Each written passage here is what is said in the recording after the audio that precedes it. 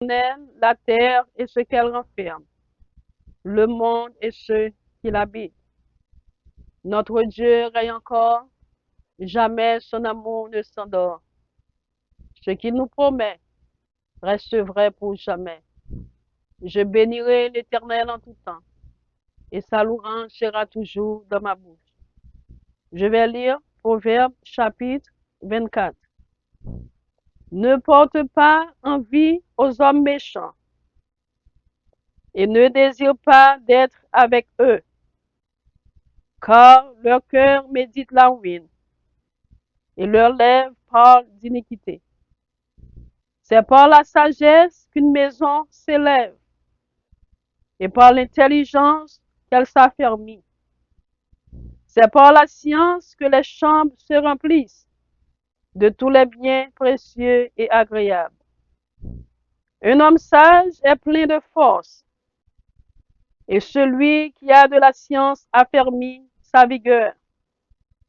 Car tu feras la guerre avec prudence, et le salut est dans le grand nombre des conseillers. La sagesse est trop élevée pour l'insensé. Il n'ouvrira pas la bouche à la porte. Celui qui médite de faire le mal s'appelle un homme plein de malice. La pensée de la folie n'est que péché, et le moqueur est en abomination parmi les hommes.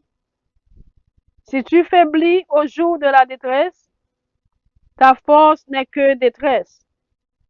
Délivre ceux qu'on traîne à la mort, ceux qu'on va égorger, sauve-les. Si tu dis, ah, nous ne savions pas, celui qui pèse les cœurs, ne le voit-il pas? Celui qui veille sur ton âme, ne le connaît-il pas? Et ne rendra-t-il pas à chacun selon ses œuvres? Mon fils, mange du miel car il est bon. Un rayon de miel sera doux à ton palais. De même, connais la sagesse pour ton âme, et tu la trouves. Il est un avenir, et ton espérance ne sera pas anéantie. Ne tends pas méchamment des embûches à la demeure du juste, et ne dévaste pas le lieu où il repose. Car cette fois le juste tombe et il se relève, mais les méchants sont précipités dans le malheur.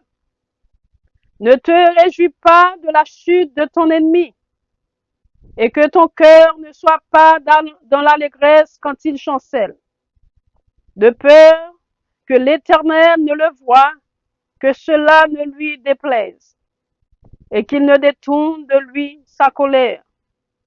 Ne t'irrite pas à cause de ceux qui font le mal. Ne porte pas envie aux méchants, car il n'y a point d'avenir pour celui qui fait le mal.